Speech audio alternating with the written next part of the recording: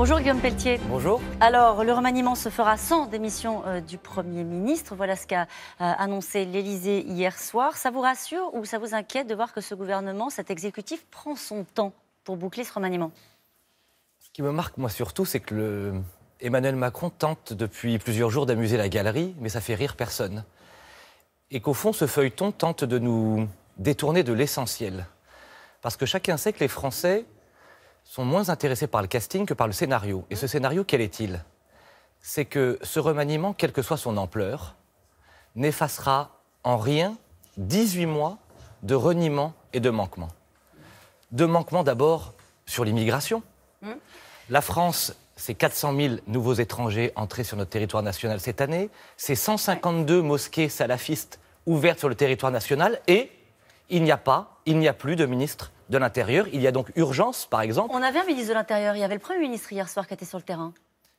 Ah oui, et donc vous pensez que les Français, alors même que notre pays vit sous l'épée de Damoclès de la menace terroriste, que les Français vont s'accommoder d'un Premier ministre qui se double de la casquette de ministre de l'Intérieur, d'un ministre de l'Intérieur que nous avions à temps partiel il y a quelques semaines et que nous avons aujourd'hui par intérim. Tout cela n'est pas sérieux ni raisonnable. Qu'est-ce que cela raconte, ce gouvernement qui peut-être se donne du temps?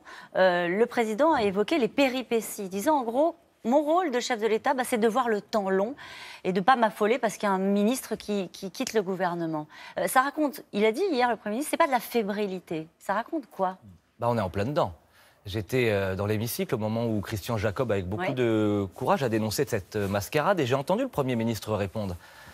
Bien sûr que tout cela symbolise une immense fébrilité au sommet de l'État, avec une succession de couacs et une incapacité à tracer un cap. On se demande si la France a toujours un capitaine. Et je le répète, nous vivons sous la menace terroriste. Les mots ont un sens. Je sais qu'on est tôt le matin, je sais que les Français qui nous regardent vont partir travailler, mais ils sont tous, à juste titre et légitimement, angoissés par le pays dans lequel nous vivons. Ils ne sont pas protégés, c'est ça que vous leur dites ce matin à l'heure du petit déjeuner? Imaginons une seule seconde qu'il y ait un attentat sur notre sol. En cette période de trouble, d'entre-deux, où le président de la République, 10 jours durant, est incapable de désigner un ministre de l'Intérieur à temps plein. Il n'y a pas un appareil d'État, Guillaume Pelletier, il n'y a pas un appareil d'État qui tient la boutique justement dans ces périodes-là? Mais Caroline Roux, ça a un sens. Le ministre de l'Intérieur, la place Beauvau, le patron de toutes les polices et de toutes les gendarmeries, celui qui coordonne les forces de sécurité et de renseignement. À l'heure où nous parlons, il n'y a pas de ministre de l'Intérieur en France. Ça ne peut pas durer, c'est ça que vous nous dites ce matin? Ah, ça devient extrêmement long. Et les Français méritent, et la situation de la France commande, un ministre de l'Intérieur à temps plein maintenant. Sur le fond, vous avez raison, il y a le casting, il y a les hommes et puis il y a la politique. Quand vous entendez, c'était un très proche du président de la République qui s'exprimait ce week-end dans le journal du dimanche, il parlait d'acte 2, de nouveau souffle, de république contractuelle. Est-ce qu'à votre avis, cette nouvelle équipe, c'est aussi le signal, ça doit être aussi le signal d'un autre temps politique du quinquennat? On l'espère. Vous savez, comme on dit chez moi dans le Loir-et-Cher, on juge un arbre à ses fruits et donc on juge un président de la République à son bilan.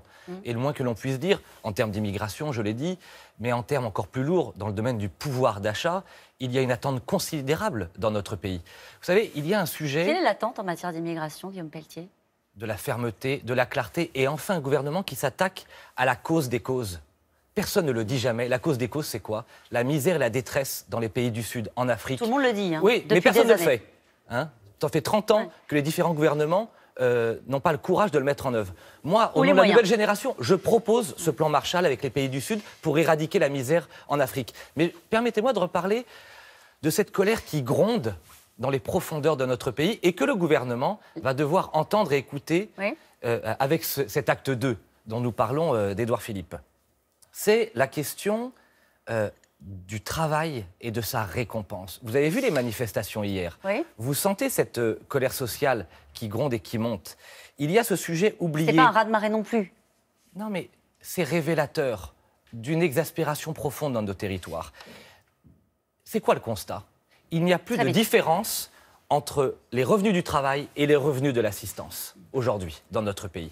Et le grand enjeu à mener, le grand sujet, c'est que les milieux de cordée sont devenus les premiers de corvée et que le gouvernement de la France doit enfin récompenser la valeur du travail et améliorer, augmenter les salaires de ceux qui travaillent, de ceux qui bossent, de ceux qui font des efforts. Augmenter les salaires, c'est l'une de vos propositions. Ça n'a pas plu à tout le monde, y compris au sein de vos partis, et surtout pas à Laurent Wauquiez. Vous avez défendu une hausse de 20% du SMIC. Vous maintenez, parce que lui, il a présenté son programme économique hier, Laurent Wauquiez, je ne sais pas s'il avait très bien choisi son calendrier, en tout cas c'était le sien. Il m'a remercié d'ailleurs d'avoir ouvert ce débat du pouvoir d'achat au mois de juin dernier. Nous, ce que nous proposons, c'est un triptyque. Baisse des dépenses publiques, exemple, alignement public-privé sur les retraites, fin des régimes spéciaux, 20 milliards d'euros d'économies sur un quinquennat. 2, la baisse des charges pour les entrepreneurs. Mais 3, et c'est ce que la droite a trop longtemps oublié, et c'est ce que la gauche a abandonné, et c'est ce qu'Emmanuel Macron méprise, la récompense du travail. Oui, je plaide pour une hausse généralisée des revenus et des salaires de celles et ceux qui font l'effort. Sans pénaliser les entreprises. Oui, parce que tout ça est lié à une baisse des charges. Il y a 220 milliards d'euros de charges qui pèsent sur les entreprises chaque année. Si on baisse de 10% ces charges qui pèsent sur les entreprises, on pourra augmenter les salaires.